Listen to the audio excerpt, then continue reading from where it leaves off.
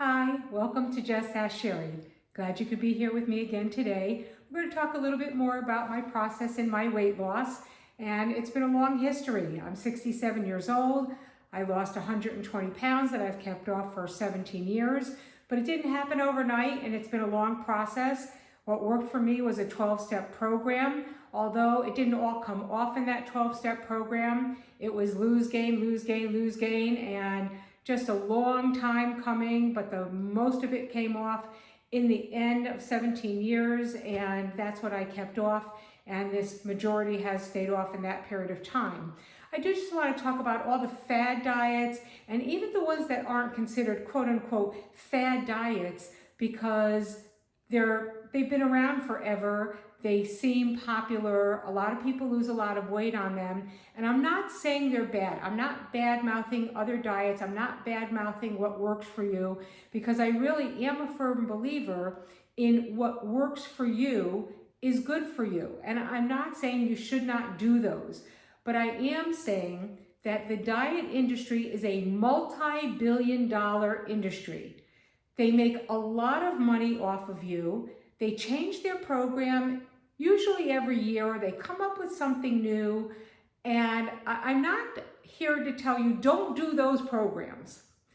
What I am saying, and I know everybody hates to hear this, but when the weight comes off quickly, and everybody wants the weight to come off quickly, believe me, when I weighed 241 pounds, I wanted the weight to come off fast too, because what could be better than going on a diet and in 4 months or 6 months being 140 pounds instead of 240 pounds? Yeah, that would be terrific. I hear you, I understand it, been there, done that.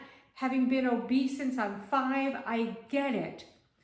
But if you lose it and you gain it back, and you lose it and you gain it back, and you lose it and you gain it back, what good was the quick weight loss and the surgeries?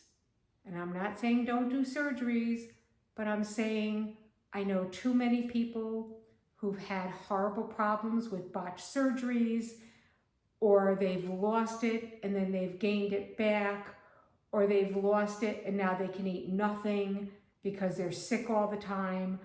Some of them are successful, but it's not the end all.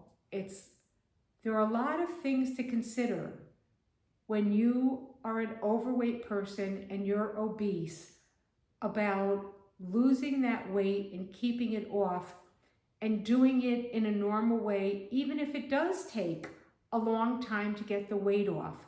And it's horrible to hear that maybe it's going to take you a long time to get the weight off and keep it off. But I mean, this is me now versus when I was 241 pounds some 17 years ago.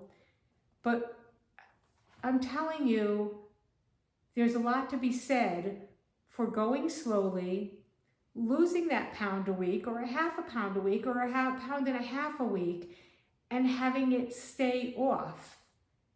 And that's through a program that goes a little bit slower and helping you maintain that.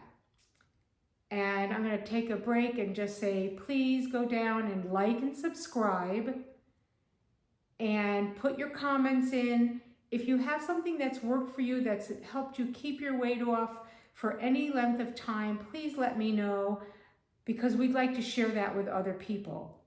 But usually these fad diets or quick weight loss programs, things that cost you lots of money, historically do not work. They don't stay with you. They don't enable you to keep that weight off forever, for long periods of time. And the goal is to keep your weight off for a long period of time so that you'll be healthy.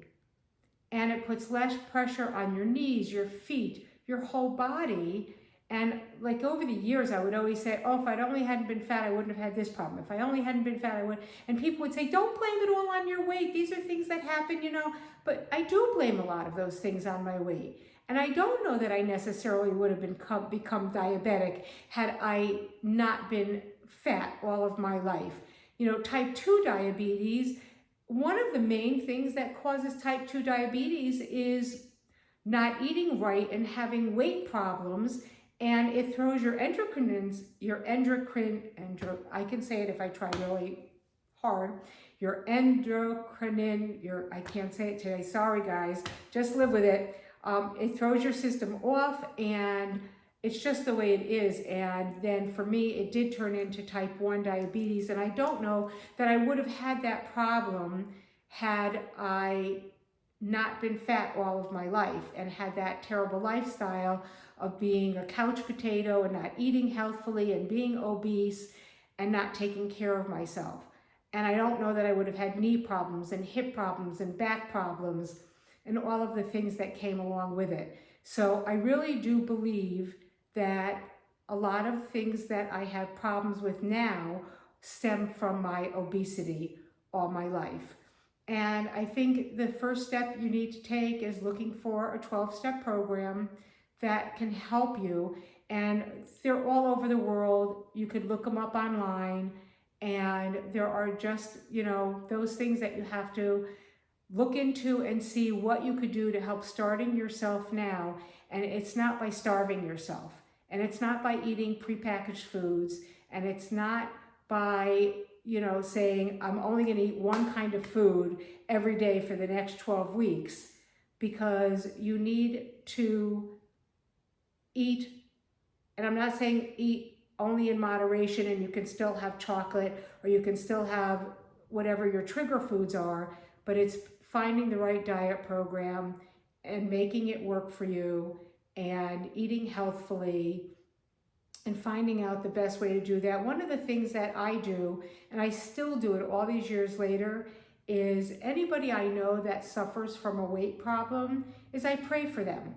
Now, I don't know who your higher power is. My higher power is God.